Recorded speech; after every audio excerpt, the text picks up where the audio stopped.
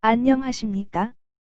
7월 30일 목요일 영국의 소리방송 뉴스 데스크의 아이린입니다. 오늘의 런던 소식입니다. 보리스 수상은 미디어 담당 공보관을 채용하여 앞으로 수상관저 사무실을 대변하여 백악관 스타일의 기자회견을 매일 실시하겠다고 발표하고 채용 공고를 보수당 링틴 페이지에 올려놓았습니다. 한편 대우는 응모자의 경험을 감안하여 결정하겠다고 채용 조건에 명시되어 있으나 데일리 텔리그라프 편집자의 의견에 의하면 적임자라면 최소한 연봉 10만 파운드는 주어야 할 것이라고 예측하였습니다. 마트 한콕 보건성 장관은 유럽에서 코비드-19 확진자가 늘고 있는 것을 인지하고 있다면서 이러한 위험에서 영국을 보호하기 위한 긴급 조치들을 취하는 데 정부는 주저하지 않겠다고 발표하였습니다. 이어서 마트 한콕 장관은 스카이 뉴스와의 인터뷰에서 나는 유럽에서 시작된 2차 감염 사태를 걱정하고 있다. 정부는 이러한 유행이 우리 해안에 도달하지 않도록 최선을 다하겠다라고 신문들이 보도했습니다. 새로운 MI6 국장이 임명되었습니다. 현재 외무성에서 정무국장을 맡고 있는 리처드 무어입니다. 무어 국장은 터키 대사 및 베트남, 파키스탄, 말레이시아 등에서 외교관으로 근무한 화려한 경력을 가진 외교정보통입니다. 1987년 SCC와 차이티 인텔리전스 서비스에 입부하여 외사 업무 분야에서 경력을 쌓은 그는 외무성으로 옮겨 앉아 직업외교관의 길을 걸어왔습니다.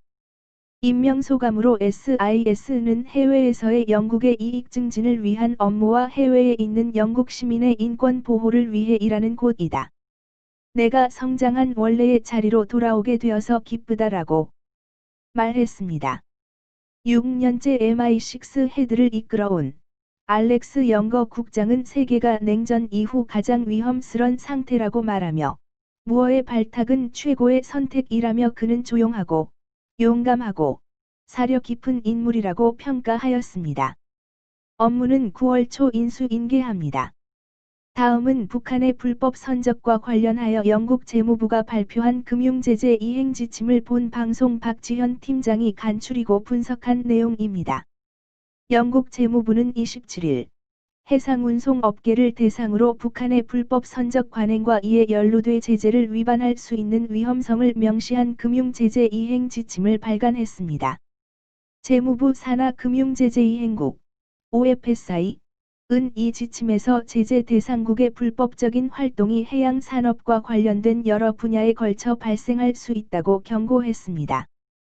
해상보험회사, 선급협회, 석유기업, 정유공장, 선박등록기관, 세관, 항만, 해운산업협회 등 관련 기관들이 모두 금융제재 위반 위험에 노출돼 있다는 겁니다. 특히 제재 회피를 위해 이용되는 불법적이며 의심스러운 선적 관행을 나열하며 해운 업계가 이를 인지하는 것이 중요하다고 강조하며 북한을 대표적 사례로 꼽았습니다. 금융제재 이행국은 석탄, 원유, 석유 제품의 불법 이전에 쓰이는 선박 간 환적, STS,과 선박 위치를 알리는 선박 자동 식별 장치, ACE, 임의 조작 등을 제시했습니다. 또한 북한이 선박의 출항지와 화물의 도착지 등 관련 정보를 숨기기 위해 선화증권, 송장, 보험증명 등 선적 거래에 따르는 문서를 조작한 점도 지적했습니다. 그 외 제재를 회피하고자 하는 이들이 종종 쓰는 전술로 선적 화물의 물리적 은폐 행위를 명시하기도 했습니다. 금융제재 이행국은 이번 지침에서 북한과 이란, 리비아, 시리아 등 주의를 요구하는 주요 제재 대상국도 지목했습니다. 북한의 경우 유엔과 유럽연합, EU의 중대한 제재 조치 대상이며 광범위한 제재 하에 있다고 설명하며 북한의 불법 선적 관행 관여에 따른 제재 위반 위험성을 경고했습니다.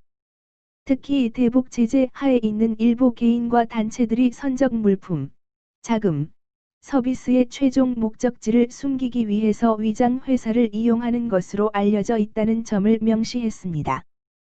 따라서 해운 업계가 대북 제재 대상자와의 금지된 활동에 관여하지 않도록 할 필요가 있다고 강조했습니다.